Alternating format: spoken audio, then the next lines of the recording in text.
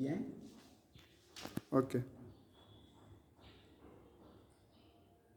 Bien-aimés dans le Seigneur, frères et sœurs en Christ, que la paix du Seigneur soit toujours avec vous.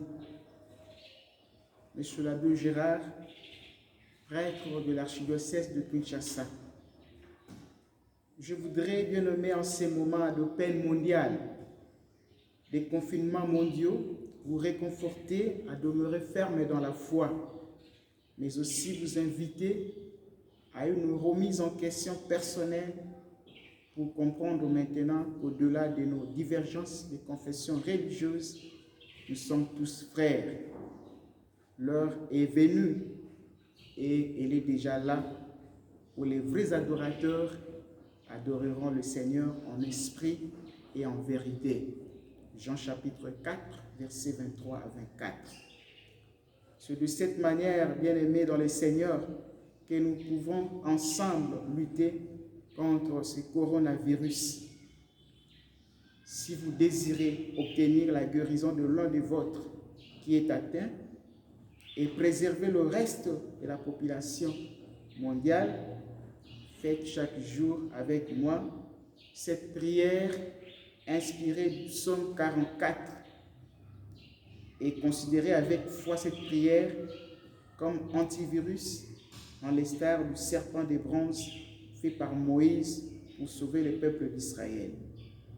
Si le serpent de bronze était l'antidote, celle-ci est un antivirus bien aimé pour lutter contre ce coronavirus. Nombre chapitre 21, versets 4 à 9. Maintenant, partout où vous êtes, dans vos différentes familles, seuls ou avec les enfants, mettez-vous en genoux et priez ainsi avec moi. Dieu de miséricorde et de bonté, nous reconnaissons notre fragilité, notre méchanceté envers la nature et les prochains. Maintenant, ne nous abandonne pas. Rétablis-nous dans ton alliance et aide-nous à vivre humblement et à respecter tes commandements. Par Jésus, le Christ, notre Seigneur et notre Sauveur, qui vit et règne avec toi, Père, dans l'unité du Saint-Esprit, Dieu maintenant pour le siècle de siècles. Amen. Vous pouvez d'abord regarder cette vidéo et si vous en avez la possibilité, copier ces différentes prières et continuer à la faire chaque jour, seul ou avec les enfants, en famille. Et cette prière, comme je le dis, est inspirée du psaume 44. Vous pouvez aussi vous servir de la Bible en usant tout simplement de ce psaume 44. Maintenant, après cette prière de repentance, après cette prière de demande de pardon, levez-vous et prenez quelques temps de concentration et priez ainsi. Dieu Tout-Puissant, Créateur de l'univers visible et invisible, le coronavirus sévit, ravit les âmes de tes enfants comme il veut, et partout dans le monde, il n'y a que de peur, des pleurs et des morts. Nous sommes devenus comme des moutons d'abattoir. Debout, viens Seigneur, viens nous libérer de ces fléaux. Viens guérir mon père, ma mère, mon frère, ma soeur, mon cousin, ma cousine, mon neveu, ma nièce, qui se trouvent en ce moment en réanimation, en urgence, aux soins intensifs. Viens libérer tous ceux qui sont en quarantaine. Amen.